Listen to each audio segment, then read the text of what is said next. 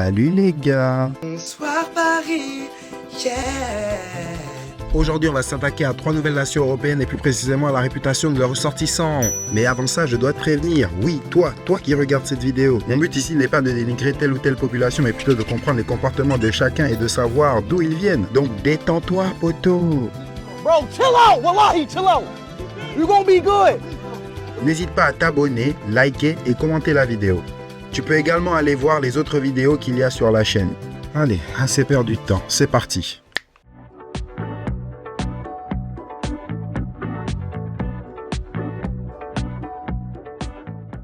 Commençons par une petite devinette. C'était une grande nation riche par son histoire, sa culture et accessoirement le meilleur pays du monde. Eh oui, je parle bien de la France.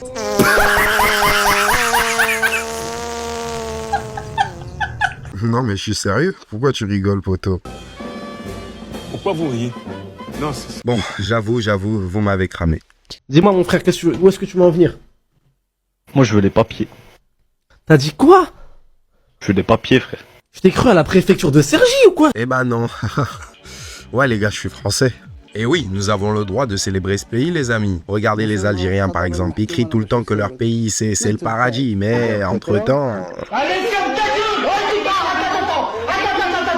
Et cela nous ouvre la porte au premier cliché. Les Français sont des râleurs, ils se plaignent tout le temps. La critique chez le français est d'abord historique. Grâce à celle-ci, le peuple a su se faire respecter en disant non à la monarchie absolue et en décapitant la tête du roi. Ce tempérament nous a aussi permis d'avoir droit aux congés payés et de nombreux autres droits d'ailleurs. Mais ce qui nous donnait ce côté noble et révolutionnaire à l'époque, aujourd'hui, ça nous dessert un petit peu plus à l'international. On est vu comme des gens paresseux, des mecs qui veulent pas travailler, qui veulent juste faire chier le monde. Alors que, encore une fois, la France c'est pas le pire pays du monde. Bon, en ce moment, les choses se compliquent un petit peu, on va pas se mentir. Il y a le chômage, les prix augmentent aussi vite que le bodycount d'Alénie Phillips et l'insécurité ne semble pas s'estomper. Mais même avant ces événements, ce cliché il nous collait déjà au cul les gars. Et ces plaintes constantes, cette constante remise en question, cette exigence constante du français, le seul point positif que je vois c'est notre gastronomie. Grâce à elle on a juste une gastronomie qui surpasse la plupart des pays dans le monde. Mais sinon à part ça, c'est juste à perte. Le fait d'être négatif tout le temps, ça nous rapporte encore plus de négativité. Vous voyez, c'est lié aux énergies, au karma, etc. Je sais pas si vous voyez un petit peu. Bon, c'est pas parce que vous souriez non plus toute la journée que vous allez devenir millionnaire, mais être négatif, ça apporte rien non. Surtout quand on sait qu'il y a des pays dans le monde où les gens n'ont même pas d'eau. Et je sais de quoi je parle. 2. Les Français seraient des gens sophistiqués. Ça, c'est ce que je vous aurais sorti si j'étais un touriste asiatique à 2 doigts de venir à Paris. Pour eux, la France, c'est the place to be. À leurs yeux, notre pays, c'est la mode, la fashion week, la culture, le savoir, la gastronomie, le pays de l'amour et des grandes marques de luxe. Miskin, j'ai envie de vous dire, les pauvres, ils sont en plein genjutsu. En même temps, la France, c'est le prime quand il s'agit de soft power. Vous avez qu'à voir des séries comme Emily's in Paris. Pour répondre à la question, est-ce que nous sommes un peu sophistiqués ou pas, je dirais oui et non. On n'est pas les plus cons, mais on n'est pas les plus intelligents non plus. On est juste normaux, quoi. Okay. What is the capital of Germany? Ouais, on n'est vraiment pas les pires. Mais de là à dire qu'on est sophistiqué, bon, c'est un petit peu abusé. Après, je dis ça, peut-être les futures générations, elles nous sauveront. Bref, du coup, vous avez déjà Toro ou pas? Vous avez déjà Toro ou vous voulez essayer? On est dans la merde. C'est clair. On est tous dans la merde. On fume tous les gars ici, pas vrai? Non? Eh bah ouais, encore un cliché qui nous colle à la peau. Mais bon, pour celui-ci, il est un peu plus dur à contester. Selon les statistiques, un Français sur 4 fume. Et moi, je vais être honnête avec vous, je pensais qu'il y en avait beaucoup plus. Parce que dans mes souvenirs, au lycée déjà, ça fumait. À l'université aussi, et je vous parle même pas de tout ce qui est café-clope dans le monde du travail. On manque vraiment pas d'occasion pour s'en griller une. Bon, après, on peut se réjouir, de moins en moins de Français sont des fumeurs, surtout chez les adultes. Mais cela est compensé par les enfants maintenant. C'est quoi ça?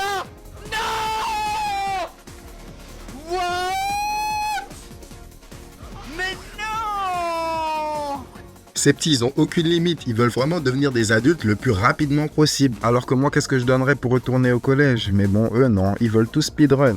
C'est sur cet amer constat qu'on boucle les clichés sur les Français. Si vous en avez d'autres, n'hésitez pas à les écrire en espace commentaire. J'ai pas pu tout dire malheureusement. Pays suivant. Les Pays-Bas. La nation du vélo et de la folie. C'est Vegas en Europe selon moi. Le véritable Sin City. Il y a le quartier rouge. les coffee shops, et je vous parle même pas des boîtes de strip. On se croirait vraiment dans GTA. Question. Selon vous, pourquoi les States sont autant un pays de déjantés? Eh bien parce que les premiers colons de cette nation, ce sont les Hollandais. La ville de New York a été fondée par les Hollandais, et son ancien nom c'était la Nouvelle-Amsterdam d'ailleurs. Énorme, génial ce qu'il vient de dire. Amazing! Bon, après, c'est bien de parler du pays, mais comment il est le Hollandais de tous les jours, hein? Eh bien, il est ouvert d'esprit. Tolérance, liberté, respect, chacun fait sa vie. Pour comprendre cet état d'esprit, il faut d'abord plonger dans le passé. Vous savez pourquoi au siècle d'or néerlandais, les Pays-Bas attiraient autant de richesses, de banquiers, de marchands et de savants du monde entier? Pourquoi Amsterdam est devenue l'une des capitales économiques et intellectuelles de l'Europe? Eh bien, parce que les Hollandais avaient compris quelque chose de très simple et très pragmatique. Le commerce d'abord et les principes après. Si tu veux devenir riche, puissant et influent, tu ne peux pas fermer tes portes. Tu dois les ouvrir en grand. Peu importe d'où tu viens, peu importe en quoi tu crois, peu importe comment tu vis, si tu sais commercer, innover, investir ou créer, aux Pays-Bas, tu étais le bienvenu. Cette mentalité pragmatique se reflète encore aujourd'hui dans leur choix de société, leurs lois progressistes, ce qui font des Pays-Bas un pays souvent perçu comme ouvert, libre et tourné vers l'intérêt collectif. Pour vous illustrer tout ça, rien de tel qu'un bon exemple. Vous saviez que dans leur pays, très peu de personnes utilisent des rideaux dans les maisons? Et pourquoi les Néerlandais n'ont-ils pas de rideaux à leurs fenêtres? On t'explique tout. Si vous avez déjà mis les pieds aux Pays-Bas, vous avez sûrement remarqué un truc surprenant. Les maisons n'ont presque jamais de rideaux. En France, on aime bien préserver notre intimité, mais là-bas, tout est visible depuis la rue. Alors pourquoi cette habitude si différente? En fait, ce n'est pas juste un choix de déco ou un manque de pudeur. C'est une vieille tradition qui remonte au Moyen-Âge et qui vient du calvinisme. À l'époque, il fallait montrer qu'on n'avait rien à cacher. Transparence totale, pas de secret, tout le monde pouvait voir ce qui se passait chez les autres. Un gage d'honnêteté en quelque sorte. Mais ce n'est pas la seule raison. L'absence de rideaux permet aussi de laisser entrer un maximum de lumière naturelle. Un détail important dans un pays où il fait souvent gris et où autrefois l'éclairage public était peu développé. Un autre exemple qui illustre parfaitement la mentalité hollandaise, c'est le tapin. Dans le quartier rouge d'Amsterdam, les femmes sont littéralement dans des vitrines. Là, c'est vraiment le principe de femme-objet, là. Mais bon, comme vous l'aurez compris, chacun fait ce qu'il veut, donc on n'a pas le droit de juger, les mecs.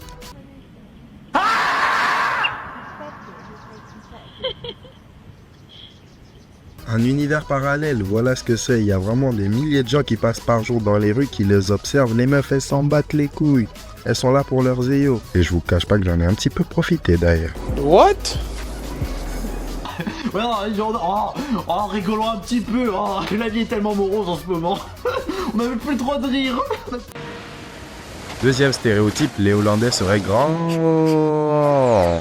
Donc c'est le plan parfait pour toutes les babies qui veulent un grand blond aux yeux bleus nonchalants. Et pour tous les basketteurs, vous savez où aller chercher votre femme si vous voulez un projet au NBA. Aux Pays-Bas, la taille moyenne est parmi les plus élevées au monde. Les hommes mesurent environ 1m84 et les femmes autour de 1m70. En comparaison à nous par exemple, les hommes ici ils mesurent 1m78 et 1m64 pour les femmes. Et je sais pas à quoi c'est dû d'ailleurs, c'est vraiment bizarre. Parce que vous allez pas me faire croire que c'est grâce au climat ou à la gastronomie néerlandaise que ces mecs ils sont aussi grands. Bizarre.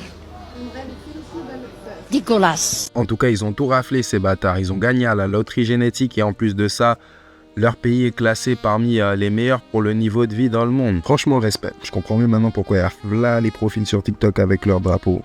Ils sont badass quand même. Les Pays-Bas sont historiquement un pays majoritairement protestant et ça a profondément façonné leur façon de voir le monde. Dans cette culture, la relation à l'argent est très différente de celle qu'on retrouve dans les pays catholiques. Là où ailleurs on peut valoriser le partage, la générosité visible ou même le fait d'inviter pour le plaisir, le protestantisme met souvent en avant des valeurs comme la responsabilité individuelle, l'autonomie et la simplicité dans le mode de vie. Ils ont également un rapport très décomplexé par rapport à l'argent d'ailleurs. Et là, on tombe pile sur le calvinisme. Son idée principale, c'est que le travail, la discipline et la sobriété ne sont pas juste des obligations, mais presque des valeurs morales. Dans les pays protestants, le travail est très valorisé. Si vous travaillez, si vous vous donnez à fond, vous aurez des résultats. En tout cas, les gens vous récompenseront. C'est pour ça que dans ce type de pays, il est plus facile de demander des augmentations de salaire au patron, par exemple. En France, c'est très difficile. Tu peux même passer 5-10 ans avec le même salaire. Sometimes it's too slow, for sure. Ces deux idéologies, donc le calvinisme et le protestantisme, se marient très bien, ce qui fait que les Néerlandais apprécient le travail sérieux, font des dépenses réfléchies, ne gaspillent pas et ne sont pas dans l'excès. Et c'est souvent de là que naît le cliché de l'avarice. En tout cas, merci pour le parapluie, frérot, ça m'a bien aidé. T'inquiète, c'est pour moi. Oublie juste pas de régler la facture. Quelle facture? Je viens justement de te l'envoyer là, par Tiki. Frère, c'est un parapluie, gros. Justement, mon gars, tu sais combien il m'a coûté? Ouais, je te comprends pas tout. 1 euro la minute, mon gars.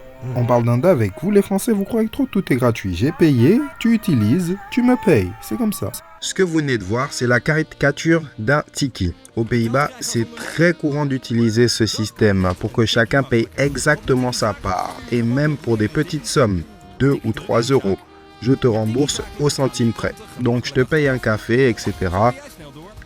Chacun rentre chez soi et je t'envoie la notification Tiki. Même si le café a coûté 1 euro, tu dois payer ta part, 50 centimes, pour qu'on soit à égalité. C'est comme ça. C'est des rats, clairement. On peut facilement se dire qu'ils sont radars, mais bon, pour eux, c'est juste un signe qu'ils sont égaux, qu'on est tous égaux, c'est tout. Chacun gère son argent, chacun reste libre et personne ne dépend de personne. Le protestantisme et le calvinisme. La souffrance d'un homme, finalement. Pays suivant.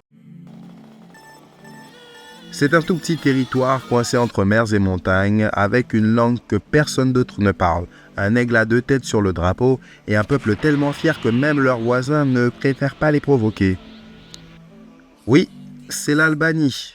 Ce territoire est situé dans les Balkans. Il est petit par la taille, mais grand par la réputation. L'Albanie, c'est un mélange de traditions anciennes, d'histoires compliquées et d'un caractère bien trempé. Bref, un cocktail parfait pour générer des tonnes de clichés. S'il y a une citation qui résume parfaitement la philosophie albanaise, c'est celle-ci. La famille, c'est là où la vie commence et où l'amour ne finit jamais. C'est beau, n'est-ce pas? J'en ai la larme à l'œil pour vous dire. Pour illustrer ce fait, on va comparer une famille française et une famille albanaise, par exemple. Premier critère, la taille. Bon, ici, rien à signaler, c'est un partout. Les deux familles sont de taille équivalente. 2, la solidarité. En France, on va pas se mentir, c'est un peu du chacun pour sa gueule. Mais tu te démerdes. Mais comment ça, Dans la tu vie, on démerdes se démerde. J'en ai marre de l'assistanat public. Là, je dis pas que les frères et sœurs ne s'entraident pas entre eux, mais vous voyez quoi, c'est juste que chez nous, c'est l'État qui aide, via le chômage, les aides, le logement, etc. Comparé à l'Albanie où il n'y a pas tout ce système social. Là-bas, la famille, c'est ta banque, ton psy, et même ton assurance vie. Si t'as le malheur d'emmerder un Albanais, c'est toute sa famille que t'emmerdes et ils n'hésiteront pas à t'apprendre les bonnes manières si tu vois ce que je veux dire. Si quelqu'un touche à quelqu'un de ma famille, vous avez intérêt à vous barrer ou alors j'appelle une fille, même pas. Je dis tout de suite, je porte plainte, mais je porte plainte contre quelqu'un d'autre parce qu'il incite les gens. Ok. 3. L'indépendance. Dans la France à Macron, on valorise très tôt l'autonomie. À 18-20 ans, partir de chez ses parents, c'est normal. Pour l'Albanie, c'est tout le contraire. Les parents t'infantilisent et veulent que tu restes leur petit bout de chou toute ta vie. Non, en fait, c'est juste qu'ils ont une manière différente de voir les choses. Rester longtemps avec ses parents, c'est logique et respecté. Tant que tu t'es pas marié, en tout cas. 4. L'image de la réussite. En France, tu réussis pour toi. En Albanie, ta réussite, c'est la réussite de toute la famille, de tout le clan. Donc là, je pense que vous avez compris le message.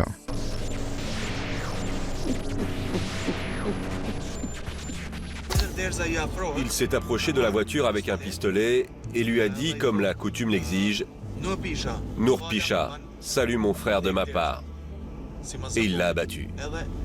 Est-ce que j'ai besoin vraiment d'épiloguer longtemps sur le sujet?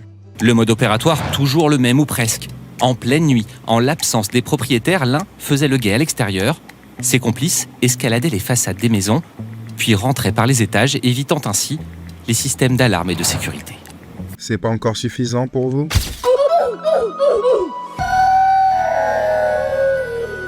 Aborder le sujet de cette mafia sera un petit peu long, je vais pas vous mentir. Mais vous avez qu'à taper sur YouTube, les amis, et vous trouverez des centaines de documentaires qui en parleront bien mieux que moi. J'ai pas de connaissances albanaises personnellement, mais je pense que si j'en avais une, je ferais pas trop le malin. Après, tous les Albanais ne sont pas forcément liés à la mafia, je le sais, mais bon, on n'est jamais trop prudent. Et j'aimerais terminer quand même sur une note positive, donc on va parler d'un dernier cliché, celui qui dit que les Albanais adorent leur pays. La fierté albanaise vient de très loin. C'est un pays qui a traversé des siècles d'occupation, d'isolement et de difficultés économiques, ainsi que des migrations massives. Alors pour beaucoup, l'identité, la langue, le drapeau et les traditions, ce n'est pas juste culturel, c'est quelque chose qu'on protège. Le symbole parfait de ça, c'est l'aigle à deux têtes sur leur drapeau.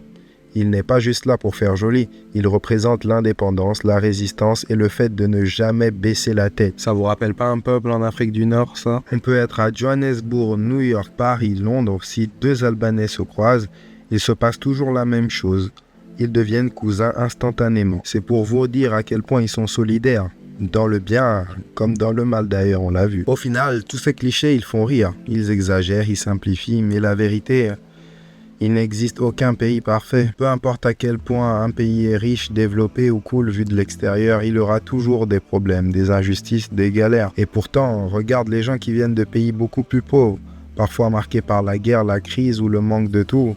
Ils partiront peut-être, ils critiqueront parfois, mais au fond, ils aimeront toujours leur pays. Parce que l'attachement à un pays, ce n'est pas une question de confort, c'est une question d'identité, de racines, de souvenirs et de famille. Alors oui, on peut se moquer des clichés, on peut râler, comparer, débattre, mais à la fin de la journée, on est tous un peu pareils, fiers d'où on vient, même quand c'est pas ouf. Voilà les amis, merci d'avoir regardé la vidéo. N'hésitez pas à donner la force et on s'attrape bientôt. Bye, have a great time.